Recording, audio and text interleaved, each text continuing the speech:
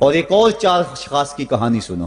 حضور نے ارشاد فرمایا، اے عمر، اگر مجھے لوگوں کے سست ہو جانے کا ڈر نہ ہو تو میں تمہیں یہ بات کہوں کہ اس خبر کو جا کے گلی بازاروں میں بتا دو اور 4 اشخاص کی جنت کی گواہی دے دو کہ انہیں جنت میں جانے سے کوئی شے نہیں روک سکتی۔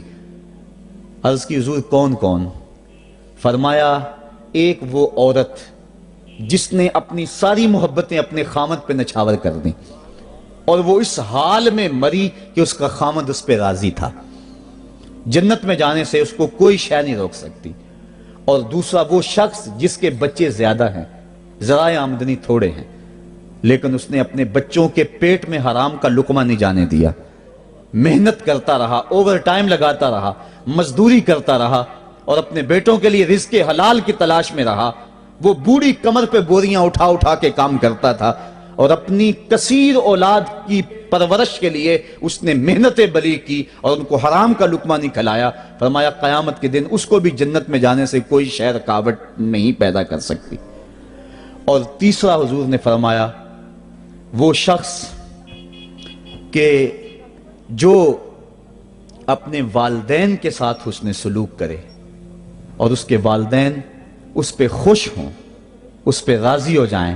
اور چوتھا وہ شخص کہ جس نے ایسی سچی توبہ کی کہ گناہوں کی طرف پلٹنا اس کے لیے اتنا مشکل تھا، جس طرح جانور کے تھن سے نکلا ہوا دودھ واپس نہیں جا سکتا، وہ گناہوں کی دنیا میں دوبارہ نہیں جا سکتا۔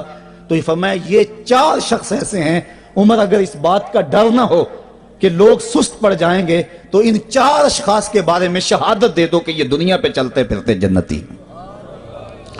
تو ماں باپ کی خدمت کرنے والا، ماں باپ کو راضی رکھنے والا یقیناً اللہ کی نعمتوں کا حقدار ہے۔ وہ بدبخت ہیں بیٹے جو ماں باپ کو راضی نہیں رکھتے۔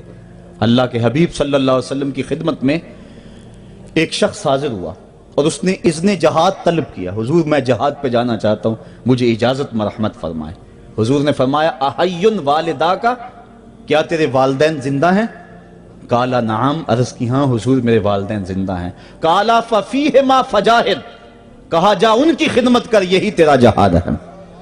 ماں باپ کو بلکتا ہوا چھوڑ جائے اور آپ جہاد پہ چلا جائے، ماں فالج میں گری ہوئی ہے اور بیٹا تبلیغی گشت پہ چلا جائے، باپ تڑپ رہا ہے اور بیٹا پیر کی چوکھٹ پہ جھاڑو دیتا پھرے، اللہ راضی نہیں ہوگا۔ میں سچ کہتا ہوں، اپنے بھی خفا مجھ سے ہیں، بیگانے بھی ناخوش، کہ میں زہر حلاحل کو کبھی کہہ نہ سکا کند، بات وہی کہتا ہوں سمجھتا ہوں سے حق، نئے ابلہ مسجد ہوں، نئے تہذیب کا فرزند، محمد عربی صلی اللہ علیہ وسلم سے بڑا پیر کون ہو سکتا ہے؟ لیکن حضرت وہ ویسے کرنی نہیں آ رہے۔ آقا کریم اپنے بٹن کھولتے ہیں اور کرن کی طرف، یمن کی طرف رخ کر کے لمبی سانسیں لیتے ہیں اور کہا میں رحمان کی خوشبو پا رہا ہوں۔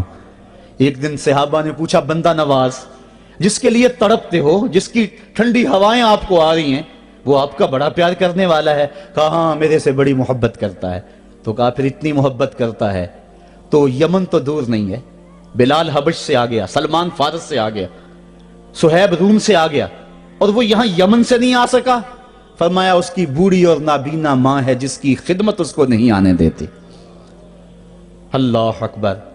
اب حضرت اویس کرنی نہیں آئے لیکن خیر التابعین کہلائے، آئے نہیں لیکن حضور ان کی یاد میں تڑپ رہے ہیں۔